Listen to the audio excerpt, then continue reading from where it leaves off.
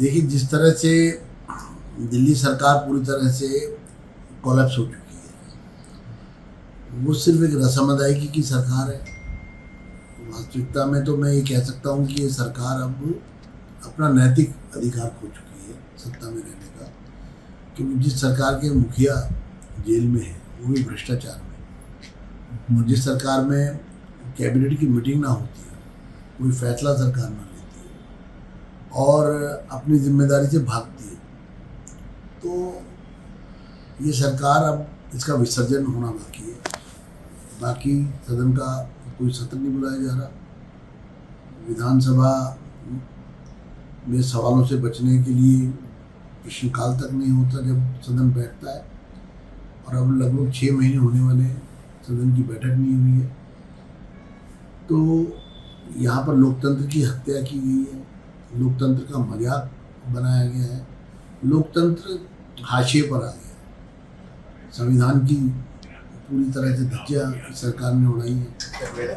Six finance commission तक का गठन नहीं किया, तो ये संविधान विरोधी अराजक सरकार है, अराजक लोग हैं, और इनके अपने लोग पार्टी छोड़ के जा रहे हैं।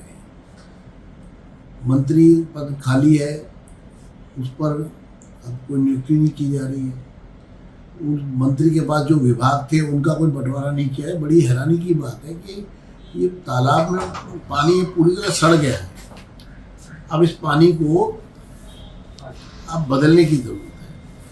तो मेरा विश्वास है कि दिल्ली की जनता अब समझ चुकी है दिल्ली का विकास, दिल्ली की तरक्की, दिल्ली का भविष्य पूर्ण रूप से अब भारतीय जनता पार्टी पर लोग विश्वास कर रहे हैं, और मोदी जी के नेतृत्व में केंद्र सरकार के साथ मिलकर जब दिल्ली की सरकार काम करेगी तो निश्चित रूप से दिल्ली एक नए मुकाम पर पहुंचेगी। निश्चित रूप से हम सिर्फ मुद्दा नहीं उठाएंगे, हम चर्चा करेंगे, हम सरकार से जवाब मांगेंगे।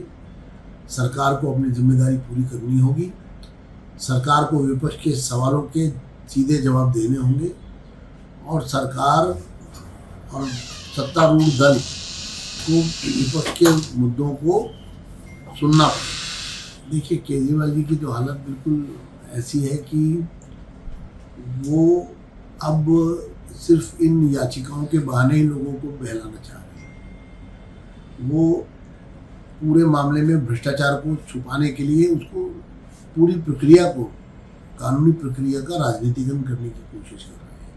उनके पास लोगों के सवालों के सीधे जवाब नहीं है कि भ्रष्टाचार में जो पैसा आया, जो आपने कहा था, और उसके विपरीत जो व्यवहार किया, भ्रष्टाचार मिटाने की बात की और भ्रष्टाचार में लिप्त हो गए, इन सीधे सवालों का जवाब देने की बजाय वो हर बात का सवाल राजनीतिक तरीके से दे रहे हैं। उनकी पार्टी के लोग भी राजनीतिकरण कर रहे हैं। ये तो वो बात हो गई कि आप अटवी मेरी, पटवी मेरी और अंटा मेरे बाबा का।